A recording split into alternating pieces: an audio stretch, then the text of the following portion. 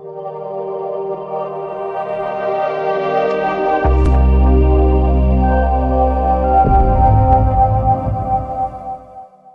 imetakiwa kuhifadhi na kutunza mazingira hasa ya mikoko katika maeneo yaliyowazunguka.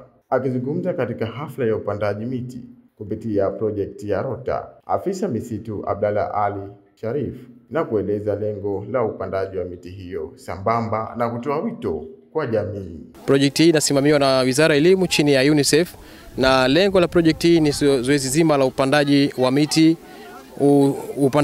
uhifadhi wa chakula, kuhifadhi taka na vitu vingine. Projekti hii ina malengo ya kupanda miti takribani 60,000, ambapo mikoko itakuwa ni 50,000 na miti ya juu itakuwa ni miti 10,000.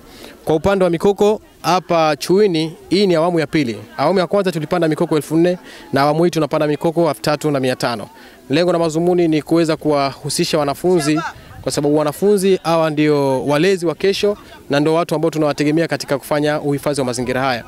Na kwa kuhakikisha kwamba wanafunzi hawa wanaweza kupata elimu juu ya namna gani ya uhifadhi wa mazingira, lakini pia kuwa ni mabalozi ambao watarudi nyumbani wakiwa na kauli moja ya kuhifadhi mazingira kwa ajili ya maisha endelevu ya baadaye. Kuja Chuini kwa sababu eneo la Chuini hili katika historia yake mwanzoni lilikuwa ni eneo la wazi, eneo ambalo linapandwa mpunga, lakini baada ya uharibifu mkubwa uliotokea wa ukataji wa mikoko, maji yakaanza kupanda juu. Kwa hiyo kadiri siku zinavyozidi kwenda, hali inazidi kuendelea kuathirika. Hivyo basi serikali imeamua kutoa elimu kwa jamii, na jamii imeitika kwa mwitikio mkubwa na wakaanzisha kikundi chao cha uhifadhi. Pamoja na sisi tumeamua kuunga nao mkono katika kuhakikisha tunalirejesha eneo hili katika hali yake ya kawaida na kuzuia maji kuendelea kupanda juu.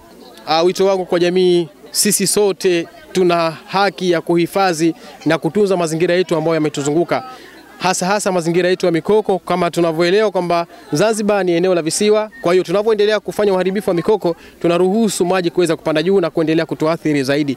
Kwa hiyo naomba niwaase jamii kwa ujumla wake, tuendelee kuhamasishana, kuendelea kupeana elimu juu ya kuhifadhi mazingira haya. Nimefurahia upandaji wa miti, tupande miti ili tuweze kupata mazingira yaliyo mazuri na salama. Nikiripoti kutokea Chuini, wilaya ya Magharibi, Abdalla Balozi, Asema Africa Media.